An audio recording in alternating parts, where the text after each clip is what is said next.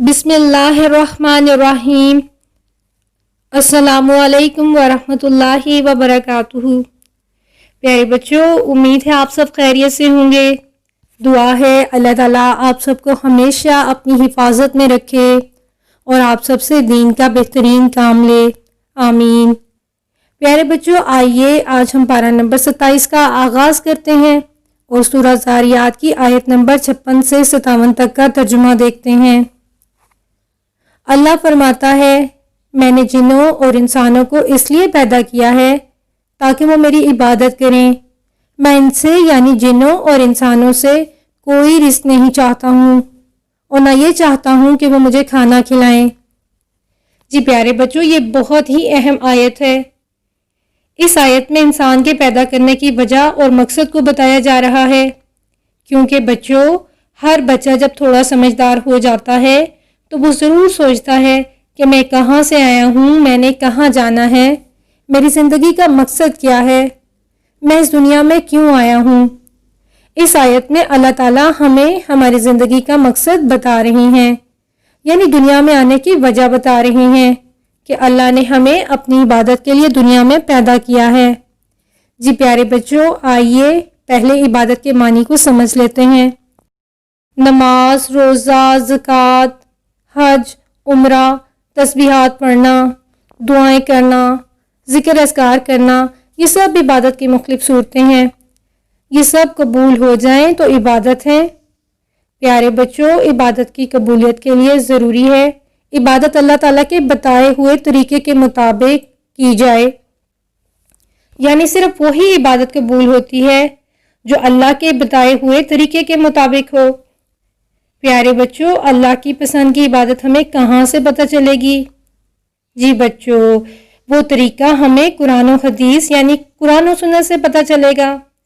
پیارے بچوں، اس آیت سے ہمیں یہ بھی پتہ چلتا ہے کہ اللہ تعالیٰ نے ہمیں اپنی عبادت کے لیے پیدا کیا ہے، بتوں کی یا گائے کی یا کسی پیر کی یا کسی قبر والے کی عبادت کے لیے نہیں پیدا کیا۔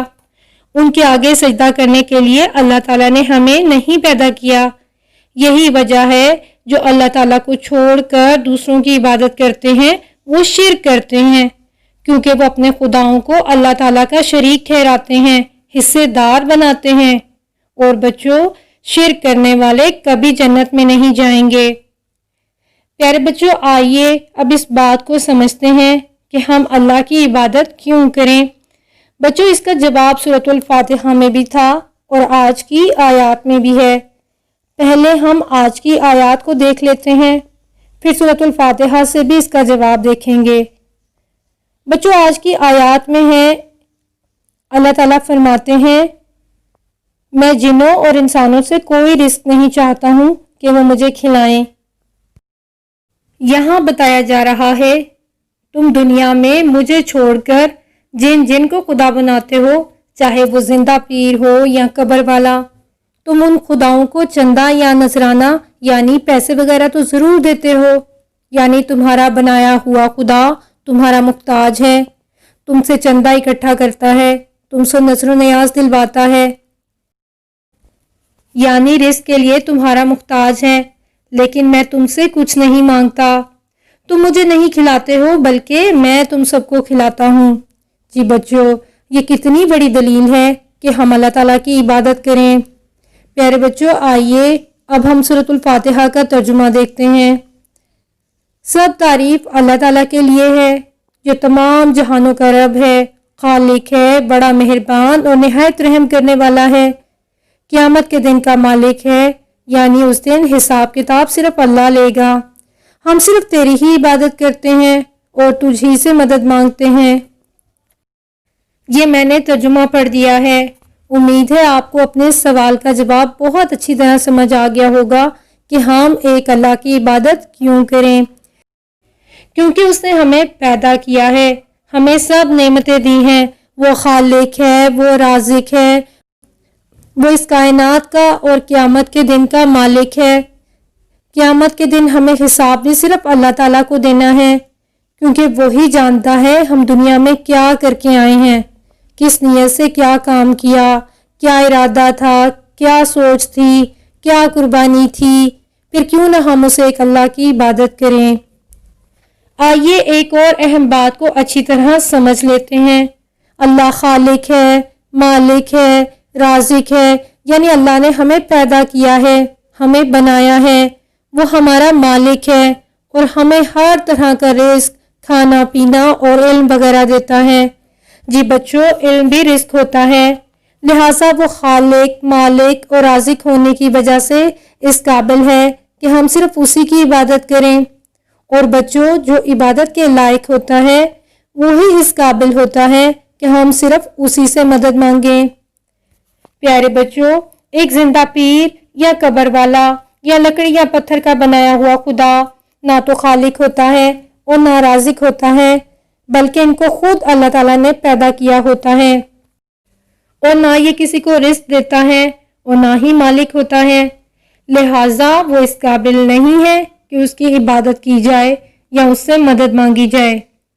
جی پیارے بچوں، آئیے اب ہم سورہ رحمان کی پہلی 3 آیات کا ترجمہ دیکھتے ہیں۔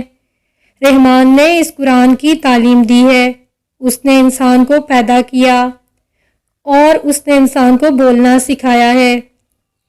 جی پیارے بچوں، اس آیت کا اللہ کے خوبصورت نام رحمان سے آغاز ہو رہا ہے، کیونکہ مکہ کے مشرک کہتے تھے ہم رحمان کو تو نہیں جانتے، تو اس آیت میں اللہ تعالیٰ بتا رہے ہیں کہ رحمان میں ہوں۔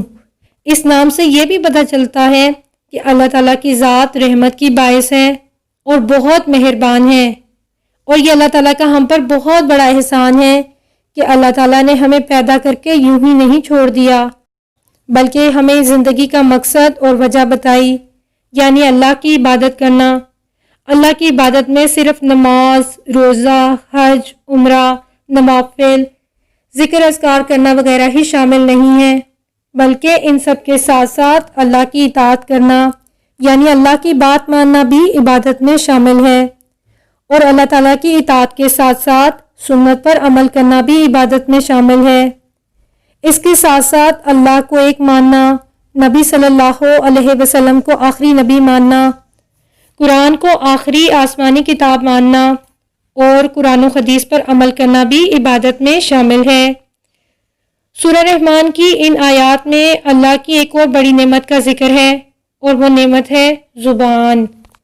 زبان سے ہم بولتے ہیں، بولنا بہت بڑی صفت ہے جو ہمیں جانوروں سے افضل کرتی ہے، کیونکہ جانوروں کو بولنا نہیں آتا، اور ہر بچہ وہی زبان بولتا ہے جو اس کی ماں بولتی ہے۔ بچے کو بولنے کی صلاحیت اللہ نے دی ہے۔ حضرت محمد صلی اللہ علیہ وسلم نے زبان ہی کے استعمال سے ہمیں قرآن و حدیث کی تعلیم دی۔ اب ہمارا فرض ہے کہ ہم حضرت محمد صلی اللہ علیہ وسلم کی سنت پر عمل کرتے ہوئے اس مشن کو لے کر آگے چلیں، کیونکہ اب کوئی بھی نبی نہیں آئے گا، اور اس زبان کا بہترین استعمال یہ ہے کہ ہم دوسروں کو دین کا علم دیں گے انشاءاللہ۔ جی پیارے بچوں، اللہ ہمیں اس کی بہترین توفیق عطا فرمائے، آمین۔ پیارے بچوں، الحمدللہ ہمارا پارہ نمبر 27 آج مکمل ہو گیا ہے۔ انشاءاللہ اگلی بار پارہ نمبر 28 پر بات ہوگی۔ اپنا اور اپنے گھر والوں کا بہت خیال رکھیے گا۔ ویڈیو کو لائک اور چینل کو سبسکرائب کرنا مت بھولیے گا۔ اگلی ویڈیو تک کے لیے اجازت۔ السلام علیکم ورحمۃ اللہ وبرکاتہ۔